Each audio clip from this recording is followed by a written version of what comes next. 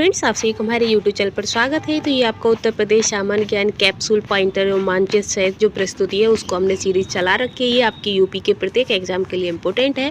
साथ ही इसमें हमने आपका पहला चैप्टर कंप्लीट हो गया है। हमारा आज का जो हमारा चैप्टर है वो रहेगा उत्तर प्रदेश की भौतिकी विन्यास। तो इससे संबंधित जितने भी इम्पोर्टेंट क्वेश्चन होंगे और पहले तो हम इसे समझेंगे कि भौतिकी विन्यास उत्तर प्रदेश का क्या से क्या है।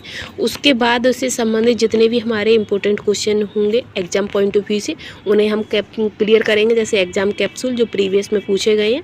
तो चलिए हम स्टार्ट करते हैं कि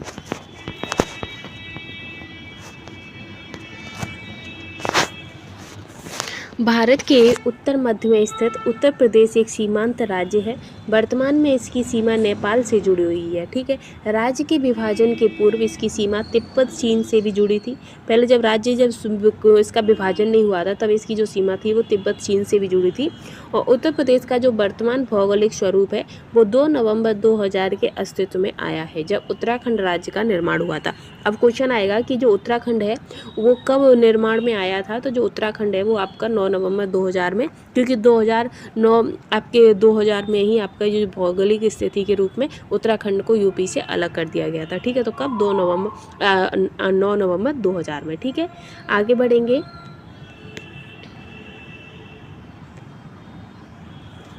आगे है कि उत्तर प्रदेश का अक्षांशीय एवं देशांतरी जो विस्तार है वो आपका 23 डिग्री से 52 सेकंड से 30 डिग्री 24 सेकंड उत्तरी अक्षांश तथा जो आपका 77 डिग्री 05 सेकंड से 84 डिग्री 38 पूर्वी देशांतर के मध्य है।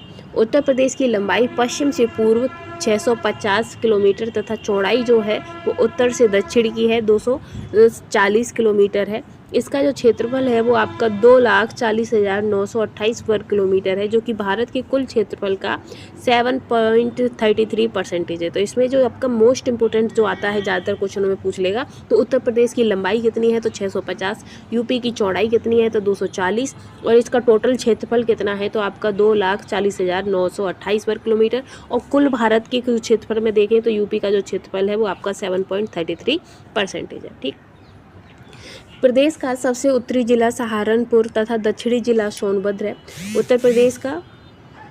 तो सबसे उत्तरी जिला कौन सा है यूपी का तो सहारनपुर है, दक्षिणी जिला आपका सोनभद्र है, ये इंपॉर्टेंट है। फिर इसके सबसे पूर्वी जिला बलिया है। पूर्वी जिला कौन सा है तो आपका बलिया है। पश्चिमी जिला आपका शामली है। तो ये दोनों ही पॉइंट आपके बहुत ज़्यादा इंपॉर्टेंट हो जाते हैं कि उत्तर प्रदेश का उत्तरी जिला सहारनपुर, दक्षिणी जिला आपका सोनभद्र है, पूर्वी जिला बलिया, पश्चिमी जिला शामली है। ठीक है, आगे है कि उत्तर प्रदेश के सीमावर्ती राज्यों में हिमाचल प्रदेश, बिहार, उत्तराखंड, झारखंड, छत्तीसगढ़, मध्य प्रदेश, राजस्थान, हरियाणा शामिल है, जबकि एकमात्र संघ राज्य क्षेत्र जो कि आपका दिल्ली है, जिसकी सीमा हमारे उत्तर प्रदेश से लगती है।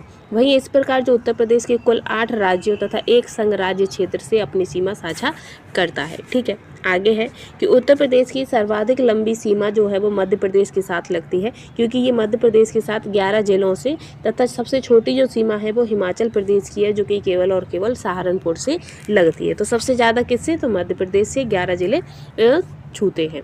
आगे है कि प्रदेश के जो सहारनपुर जिले से 3 सीमावर्ती राज्य क्रम से उत्तराखंड, हिमाचल प्रदेश और हरियाणा जुड़े हैं, जबकि सोनभद्र जिले से सर्वाधिक 4 राज्य जो कि मध्य प्रदेश, छत्तीसगढ़, झारखंड, बिहार जुड़े हुए हैं। और मध्य प्रदेश से 3 तरफ से घिरा हुआ ललितपुर है। मध्य प्रदेश से 3 तरफ से घिरा हुआ कौन सा जिला है यूपी का तो वो आपका ललितपुर है। ठीक है, आगे है कि क्षेत्रफल की दृष्टि से देश में उत्तर प्रदेश का चौथा स्थान है। ठीक है, और उत्तर प्रदेश से अधिक क्षेत्रफल वाले 3 राज्य क्रम से हैं आपका राजस्थान, मध्य प्रदेश और महाराष्ट्र, और महाराष्ट्र के बाद हमारा उत्तर प्रदेश। फिर है कि विभिन्न राज्यों से लगे उत्तर प्रदेश के जिले। मध्य प्रदेश से बात करें तो मध्य प्रदेश से यूपी के सोनभद्र, मिर्ज़ापुर, प्रयागराज, चित्रकूट, बांदा, महोबा, झांसी, ललितपुर, जालौन, इटावा और आगरा 1, 2, 3, 4, 5, 6, 7, 8, 9, 10 और आपका 11, यानी कि मध्य प्रदेश से हमारे 11 राज्य, यूपी के 11 राज्य मध्य प्रदेश से लगते हैं। कौन कौन से? सोनभद्र, मिर्ज़ापुर, प्रयागराज, चित्रकूट, बांदा, महोबा, झांसी, ललितपुर, जालौन, इटावा और आगरा।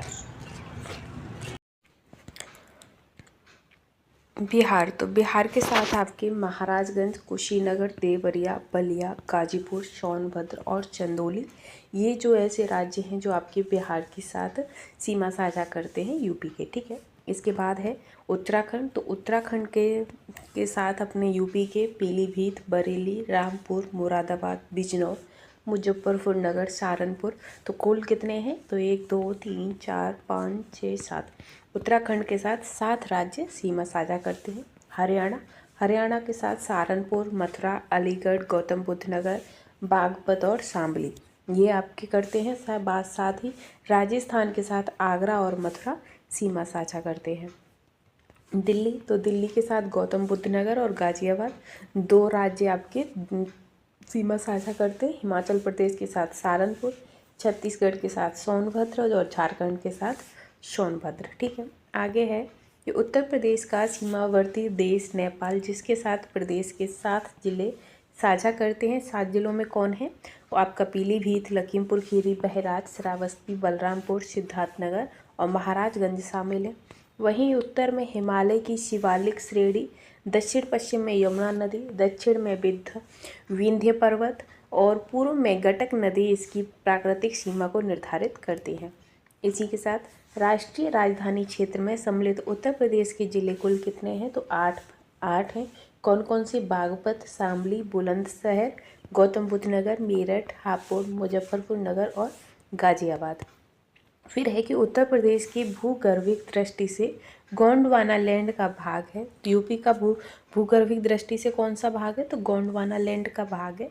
उत्तर प्रदेश के दक्षिण में स्थित पठारी भाग भारत के प्रायद्वीपीय भाग का ही एक अंग है, जिसका निर्माण विंध्य क्रम की शैलों द्वारा प्री कैम्ब्रियन युग में हुआ है।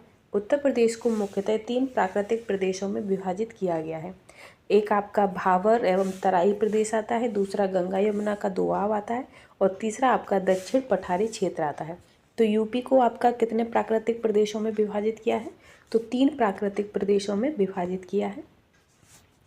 3 में कौन कौन से, एक तो आपका भंवर एवं तराई प्रदेश है, दूसरा यमुना नदी गंगा यमुना का दोआब है और तीसरा आपका दक्षिण पठारी भाग है। तो अब हम इन्हें देखेंगे।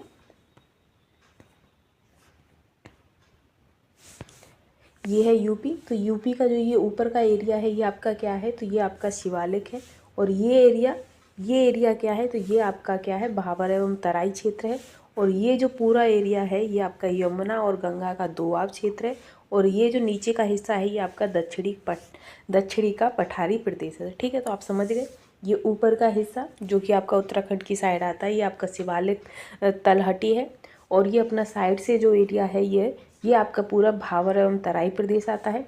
बीच की जो एरिया है ये गंगा यमुना का दोआब है और ये नीचे की जो एरिया है ये आपका दक्षिणी का पठारी प्रदेश है, ठीक है। अब इसे हम भावर एवं तराई प्रदेश को देखते हैं।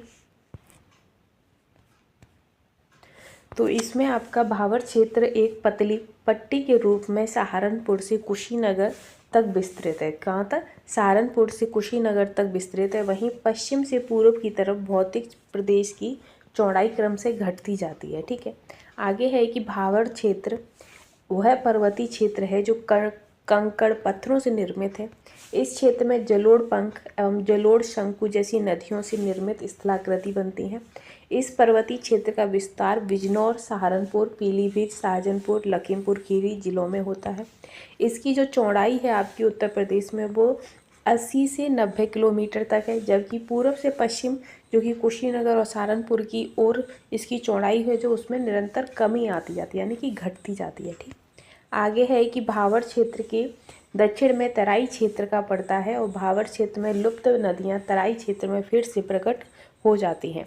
तराई क्षेत्र की दलदली एवं खाद मिट्टी वाला क्षेत्र है जो महीन अवसादों से निर्मित होता है। यह क्षेत्र वनों एवं लंबी घासों से ढका हुआ रहता है।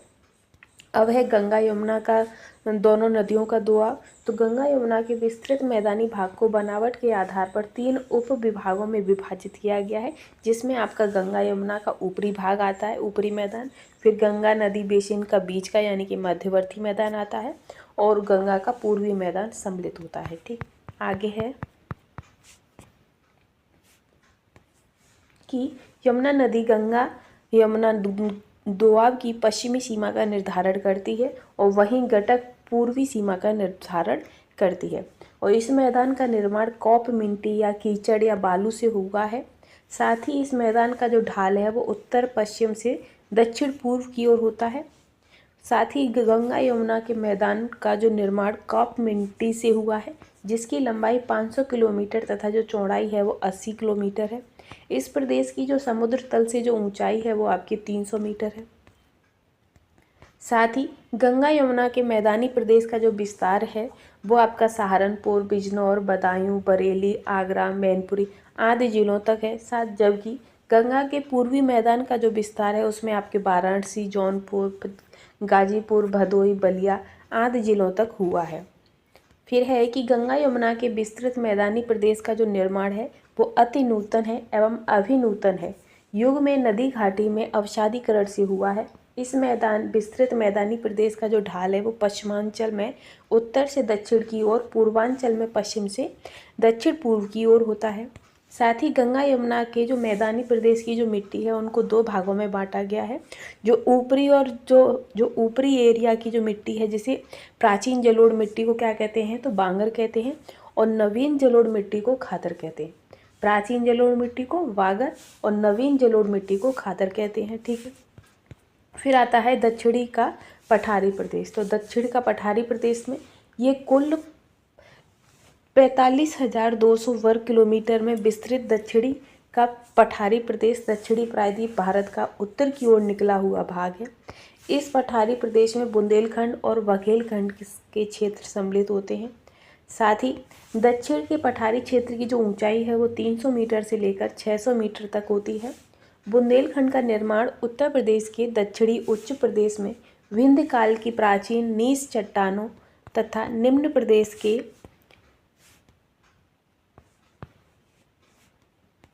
नदियों के निक्षेपण के परिणाम स्वरूप हुआ है। बुंदेलखंड के पश्चिमी भाग में काली मिट्टी यानी कि रेगूर का विस्तार है और बुंदेलखंड में चलास नामक घास प्रमुखता से पाई जाती है। उसी के साथ बुंदेलखंड के दक्षिण पूर्व में बघेलखंड का क्षेत्र पाया जाता है और इस क्षेत्र की जो प्रमुख सोन नदी है, प्रमुख नदी कौन सी है तो सोन नदी है। साथ ही बुंदेलखंड का ढाल दक्षिण से उत्तर की तरफ होता है और पठारी प्रदेश की जो औसत ऊंचाई है वो आपकी 300 मीटर होती है। अब ये प्रीवियस में जो आपके एग्जाम्स में पूछे गए हैं उन्हें देखते हैं। ये आप देख सकते हैं अलग अलग एग्जाम्स में पूछे गए हैं। तो क्या क्या क्वेश्चन आपके आए हैं यहाँ से। तो पहला क्वेश्चन है कि भौगोलिक क्षेत्रफल की दृष्टि से सही आरोही क्रम क्या है। तो सही जो आरोही क्रम है वो आपका गौतम बुद्ध नगर, फिर बाराबंकी, फिर मिर्ज़ापुर और सोनभद्र। और उत्तर प्रदेश के निम्नलिखित जिलों का उत्तर से दक्षिण सही अनुक्रम क्या है। तो उत्तर से दक्षिण के लिए जाते हैं तो सिद्धार्थ नगर, संत कबीर नगर, अम्बेडकर नगर और संत रविदास नगर आते हैं। बुंदेलखंड के आर्थिक प्रदेश में जनपदों की संख्या कितनी है। तो जनपदों की संख्या आपकी 7 है। उत्तर प्रदेश का कौन सा क्षेत्र कल्प की प्राचीनतम शैलों से निर्मित है। तो वो आपका बुंदेलखंड है। उत्तर प्रदेश के निम्न में से कौन सा क्षेत्र सर्वाधिक बाढ़ प्रभावित क्षेत्र है। तो पूर्वी क्षेत्र जो है वो सबसे ज़्यादा बाढ़ से प्रभावित होता है। बुंदेलखंड नामक क्षेत्र किस सीमा के अंतर्गत आता है। तो वो उत्तर प्रदेश मध्य प्रदेश सीमा के अंतर्गत आता है। उत्तर प्रदेश का कौन सा जिला उत्तर प्रदेश और बिहार की सीमा पर स्थित है। तो वो आपका बलिया जिला है। फिर है कि कौन सा देश उत्तर प्रदेश राज्य के साथ अंतर्राष्ट्रीय सीमा साझा करता है। तो वो आपका नेपाल है। उत्तर प्रदेश की भौगोलिक सीमा सर्वाधिक राज्यों को स्पर्श करती है और इनमें से कौन सा नहीं, जो उड़ीसा है वो नहीं है। भारत में कौन सा राज्य सबसे अधिक पड़ोसी राज्यों की सीमा रखता है। तो वो है आपका उत्तर प्रदेश। कौन सा जिला उत्तर प्रदेश के बुंदेलखंड में स्थित है। तो जो महोबा है ये आपका उत्तर प्रदेश के बुंदेलखंड में स्थित है।